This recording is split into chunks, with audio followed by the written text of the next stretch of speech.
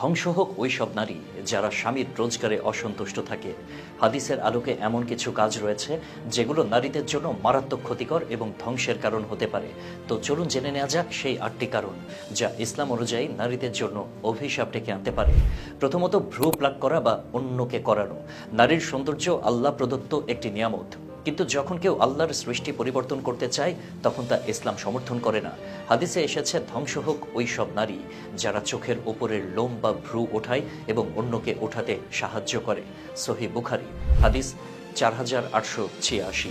অনেকে ফ্যাশনের জন্য বা সৌন্দর্যের দোহাই দিয়ে ভ্রু প্লাগ করেন, কিন্তু ইসলামের দৃষ্টিতে এটি হারাম এবং অভিশপ্ত কাজ। 2 নম্বর হলো পুরুষের মতো পোশাক পরা বা আচরণ করা।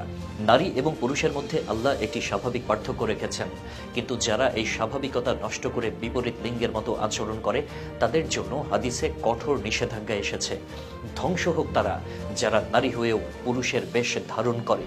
বুখারী মিশকাত শরীফ 4429। এটি শুধু পোশাকের বিষয় নয়, বরং নারীরা যখন পুরুষদের মতো চালচলন, স্বভাব ও অভ্যাস গ্রহণ করেন তখনও তা ইসলামের দৃষ্টিতে ধ্বংসের কারণ হয়ে দাঁড়ায়। 3 নম্বর হলো সুগন্ধি মেখে বাইরে বের হওয়া। একজন নারীর সৌন্দর্য, লজ্জাশীলতা এবং গোপনীয়তাই তার প্রকৃত মর্যাদা। কিন্তু যদি কেউ সুগন্ধি মেখে বাইরে যায় এবং অন্য পুরুষ তার গন্ধ পায়, তবে হাদিসে সেটাকে মারাত্মক গুনাহ হিসেবে বলা হয়েছে। ধ্বংস হোক তারা যেসব নারী সুগন্ধি মেখে বের হলো এবং অন্য কোনো পুরুষের নাকে সেটার ঘ্রাণ গেল, ওই নারী ব্যভিচারিণী।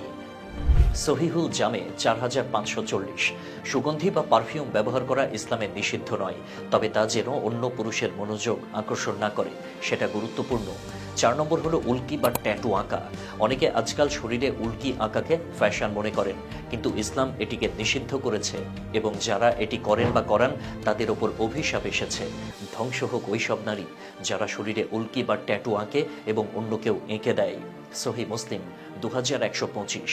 উল্কি আঁকা শুধু শরীরের সৌন্দর্য নষ্ট করে না, এটা শরীরের চামড়ার স্বাভাবিকতা পরিবর্তন করে দেয়, যা আল্লাহর সৃষ্টির পরিবর্তন করার শামিল। 5 নম্বর হলো পরচুলা বা নকল চুল ব্যবহার করা। চুল নারীর সৌন্দর্যের অন্যতম অংশ, কিন্তু যারা নিজের চুলের আকৃতি বা সংখ্যা পরিবর্তন করতে চান এবং পরচুলা বা এক্সটেনশন ব্যবহার করেন তাদের ব্যাপারে হাদিসে অভিশাপ এসেছে।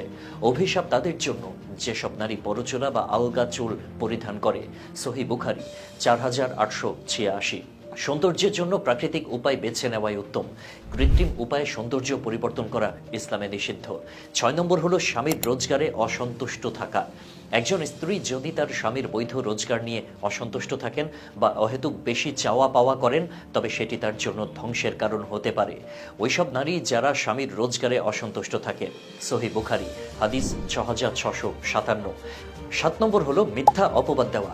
নারীরা যদি অন্যের সম্পর্কে না জেনে মিথ্যা কথা বলে বা গুজব রটায়, তাহলে সেটি মারাত্মক অপরাধ হিসেবে গণ্য হয়। ওইসব নারী যারা না জেনেই ধারণা করে অন্যের নামে মিথ্যা অপবাদ রটায়। সহিহ মুসলিম, হাদিস 2563। 8 নম্বর হলো গীবত বা পরচর্চায় সময় নষ্ট করা। অন্যের দোষ চর্চা করা বা গীবত করা ইসলামে কঠোরভাবে নিষিদ্ধ করা হয়েছে। ধ্বংস ওইসব নারীদের জন্য যারা অন্যের পেছনে সমালোচনা, গীবত করতে নিজের মূল্যবান সময় নষ্ট করে। সুনানে আবু দাউদ, হাদিস 4874। গীবত করা মানে নিজের নেক আমল নষ্ট করা, কারণ এটি এমন এক পাপ যা অন্যের অধিকার ক্ষুণ্ণ করে।